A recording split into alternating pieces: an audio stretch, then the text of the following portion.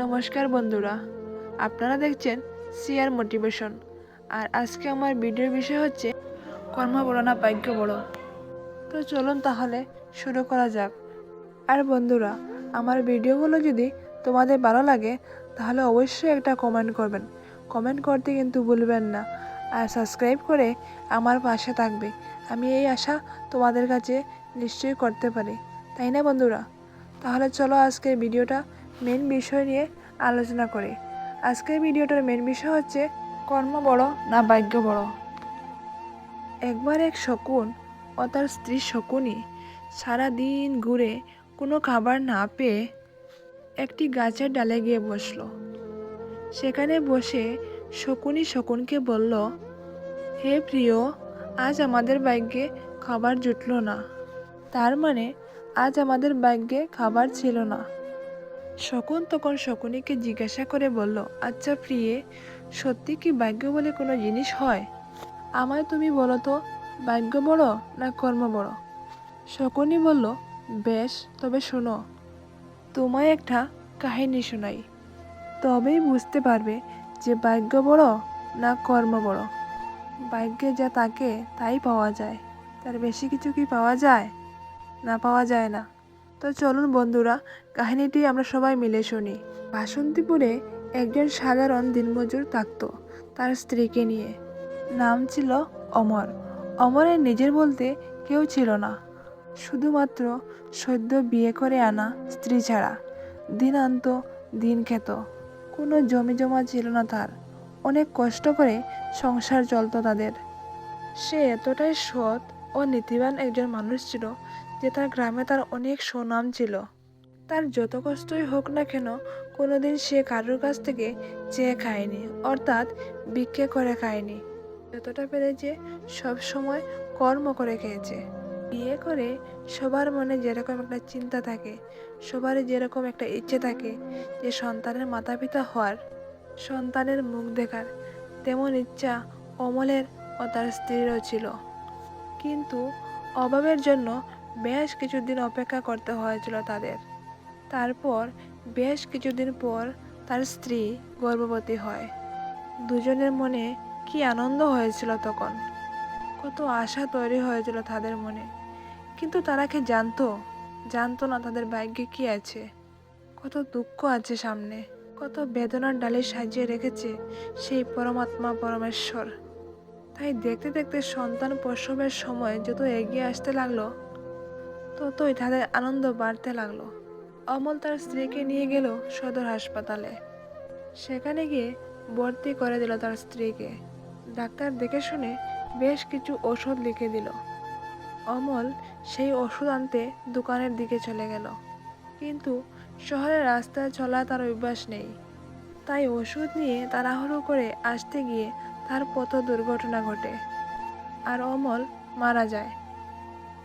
তার স্ত্রীর কাছে ওষুধ নিয়ে আসা হলো না, আর নিজের সন্তানের মুখও দেখা হলো না। বিধাতা তার আগেই অমলকে এ দেশ থেকে অন্য দেশে নিয়ে গেল। কিন্তু অমলের স্ত্রী সেটা জানতে পারল না যে তার স্বামী তারই ওষুধ আনতে গিয়ে মারা গেছে। ধীরে ধীরে সময় পার হয়ে যায়, কিন্তু তার স্বামী যখন ফিরে তার কাছে আসছে না অনেক সময় ধরে, তখন সে জানতে চায় তার স্বামী কেন আসছে না।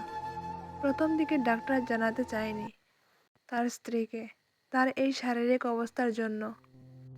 কিন্তু অমলের স্ত্রীর মানসিক চাপ আরো বাড়বে দেখে ডাক্তার তাকে বলতে বাধ্য হলো যে অমল মারা গিয়েছে পথ দুর্ঘটনায়। শকুনি শকুনকে বলল, এই খবর শুনে আঁতকে ওঠে, কাঁদতে তাকে হাউ হাউ করে। এখন তার কি হবে? কি হবে যে আসছে তার?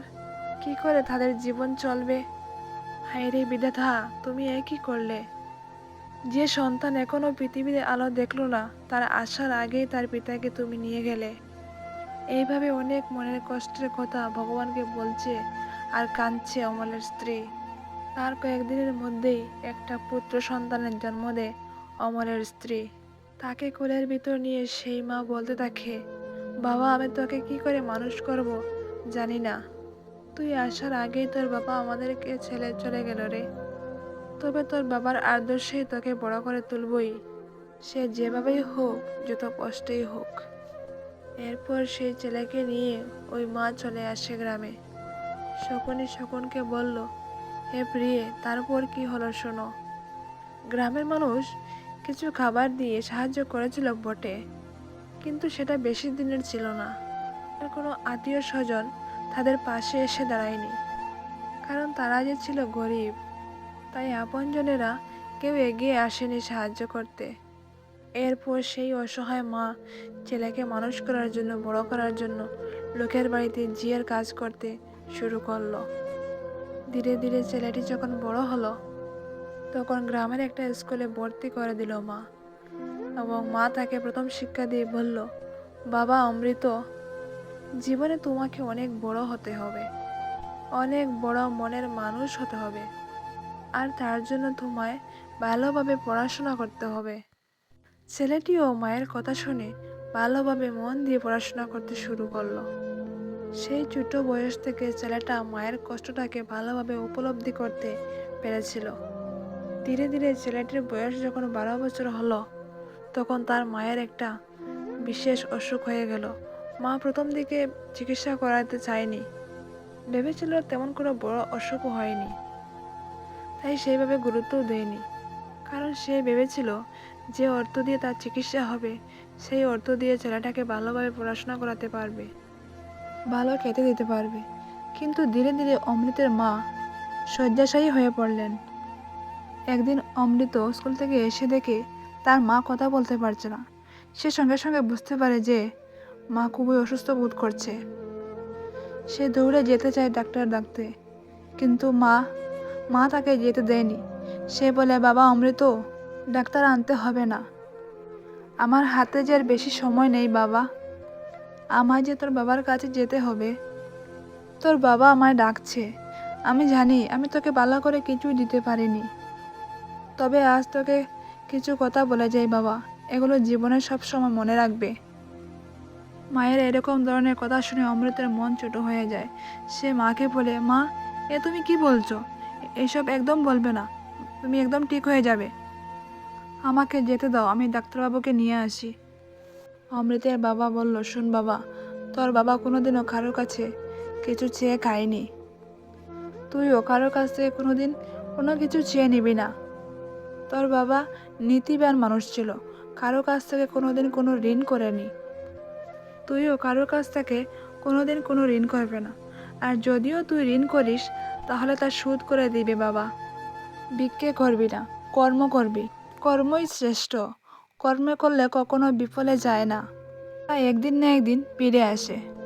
আর মনের ইচ্ছা শক্তিকে সবসময় বাঁচিয়ে রাখবে। এই ইচ্ছা শক্তি তোকে তোর লক্ষ্যে একদিন পৌঁছে দিবে।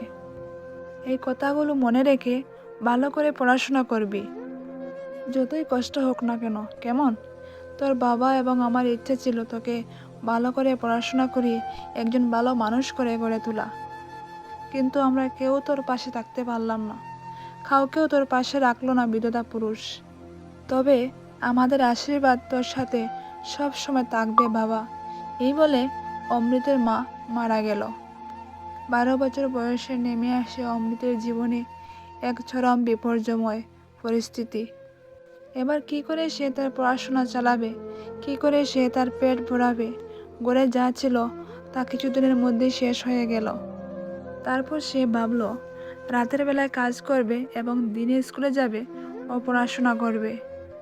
তাই সে রোজ রাতে কাজের সন্ধানে যায়, কিন্তু সব দিন সে কাজ পায় না। যেদিন কাজ পায় সেদিন তার খাওয়া জুটে, কিন্তু যেদিন কাজ পায় না সেদিন সে অভুক্ত থাকে। এইভাবে বেশ কিছুদিন যাওয়ার পর কয়েকদিন অমৃত কোনো কাজ পায়নি। এইভাবেই সে না খেয়ে দিন কাটাতে থাকে এবং স্কুলে যেতে থাকে। কিন্তু কতদিন এভাবে চলতে পারে? অমৃত বুঝতে পারে যে খিদে পেটে ভালো করে পড়াশোনা করা যায় না, পড়াতে মন বসে না। তাই সে একবার ভাবলো ভিক্ষে করে খাবে, কারো কাছ থেকে কিছু চেয়ে খেয়ে নিবে। কিন্তু তখনই সে তার মায়ের কথা মনে পড়ে যায়, তাই সে ভিক্ষেও করতে পারল না। এইভাবে সে কিছুদিন স্কুলে যাওয়া বন্ধ করে দিল। তারপর একদিন কাজের সন্ধান করতে করতে সে চলে যায় একটা পাশের গ্রামে। আর সে ভাবে কয়েকটা দিন যদি কাজ করে নেই তাহলে কয়েকটা দিনের পর স্কুলে যাব। কিন্তু সেখানেও তাকে কেউ কাজ দেয় না। আর এদিকে তার পা আর চলছে না, খিদেতে তার শরীরের শক্তি পর্যন্ত চলে গেছে। এমন সময় হঠাৎ একটা ঘর দেখতে পায় সে। সে ভাবলো আর পারছি না, ওই ঘরে গিয়ে কিছু না কিছু খেয়ে নিব। তাই সে ঘরের সামনে এসে ডাকতে লাগলো। কিছুক্ষণ পর ওই ঘর থেকে একজন মাঝবয়সী মহিলা বেরিয়ে আসেন। মহিলাটি দরজা খুলে দেখলো 10-12 বছরের একটি ছেলে অসহায় অবস্থায় দাঁড়িয়ে আছে। তাকে দেখে ওই মহিলার খুব মায়া হলো। তিনি বললেন, কে বাবা তুমি? কি চাও তুমি? অমৃত খাবার চাইতে যাইবে। তখনই তার মায়ের কথা মনে পড়ে গেল। তাই সে কিছু না চেয়ে শুধুমাত্র এক গ্লাস জল চাইল। ওই মহিলারও একটি ছেলে আছে যা অমৃতের বয়সী। তাই সে তার মাতৃত্বের অনুভূতি দিয়ে বুঝলো যে অমৃত খুবই ক্ষুধার্ত আছে। ছেলেটি বেশ কিছুদিন কোনো খাবার খায়নি। তাই সে বলল, বাবা তুমি একটু অপেক্ষা করো এখানে, আমি জল নিয়ে আসছি। কিন্তু তিনি জল আনলেন না। কিছুক্ষণ পর তিনি এক গ্লাস গরম দুধ এবং কিছু মিষ্টি এনে অমৃতের হাতে দিয়ে বলল, বাবা তুমি এগুলো খেয়ে নাও। অমৃত প্রথমে নিতে চায়নি, কিন্তু খিদে তাকে নিতে বাধ্য করলো। অমৃত দুধ আর মিষ্টি খেয়ে বলল, মা আপনি আমায় এত কিছু খাওয়ালেন, তার বিনিময়ে আমার তো আপনাকে কিছু দেওয়া দরকার। কারণ আমার মা বলেছিল যে কোনোদিন যেন কারো কাছ থেকে চেয়ে কিছু না খাই, কর্ম করেই খেতে বলেছে। কিন্তু আমার কাছে তো কোনো কড়ি নেই। যদি আপনার বাড়িতে কোনো কাজ থাকে আমি সেই কাজ করে দিতে পারি। ওই মহিলা বলল, বাবা আমি তোমায় কোনো কিছুর বিনিময়ে খাওয়াইনি। তোমার মতো আমারও একটা ছেলে আছে, তুমিও আমার ছেলের মতো। মাকে ছেলেকে কিছু খাওয়ালে কোনো কিছুর বিনিময়ে দিতে হয়? তবে তোমার আদর্শ দেখে খুবই খুশি হয়েছি। তুমি যদি সত্যি কিছু দিতে চাও তবে যেদিন তোমার ক্ষমতা হবে সেদিন তোমার থেকে যে অসহায় থাকবে তাকে তুমি সাহায্য করো। তখন ছেলেটি ওই মাকে প্রণাম করে সেখান থেকে চলে গেল। তারপর একদিন ওই মহিলা ছেলেটির স্কুলে গেলেন, কারণ ওই মহিলার ছেলেটিও ওই স্কুলেই পড়তো। সেখানে গিয়ে মহিলাটি দেখতে পেল যে অমৃত স্কুলের ফুলবাগানে জল দিচ্ছে। সবাই যেখানে স্কুল ছুটি হলে বাড়ি চলে যায়, সেখানে ছেলেটা স্কুল ছুটি হওয়ার পর জল দিচ্ছে দেখে স্কুলের প্রধান শিক্ষকের কাছে এর কারণ জানতে চাইল। শিক্ষক বললেন, ও নিজের পড়ার খরচ বের করে এইভাবে। ওকে আমি অনেকবার বলেছি যে তোমার পড়ার খরচ আমি চালাবো, কারণ ও খুব ভালো ছাত্র, খুব মেধাবী, কিন্তু ও রাজি হয়নি। ও কোনোভাবেই কারো দান নেবে না। ও বলে ওর মা বাবার দেওয়ার শিক্ষা মেনেই ও চলবে। আদর্শবান ছেলে ও। তখন ওই মহিলাটি বলল যে আপনি ওকে বলুন ও যেন আর কোথায় কাজে না যায়। ও যেন স্কুলে শুধু দিনে একবার ওই ফুল গাছগুলোতেই জল দেয়, আর আমি ওর পড়াশোনার সব খরচ দেব। এতে ওর কাজও হবে আর পড়াশোনারও অসুবিধা হবে না। কিন্তু এটা ওকে জানাতে পারবেন না। ওকে জানালে ও কোনো কিছুতেই রাজি হবে না। এরপর থেকেই ওই মহিলা প্রতি বছর স্কুলের খরচ ও অমৃতের পড়াশোনার যা খরচ লাগে সব কিছুই দিয়ে আসতো।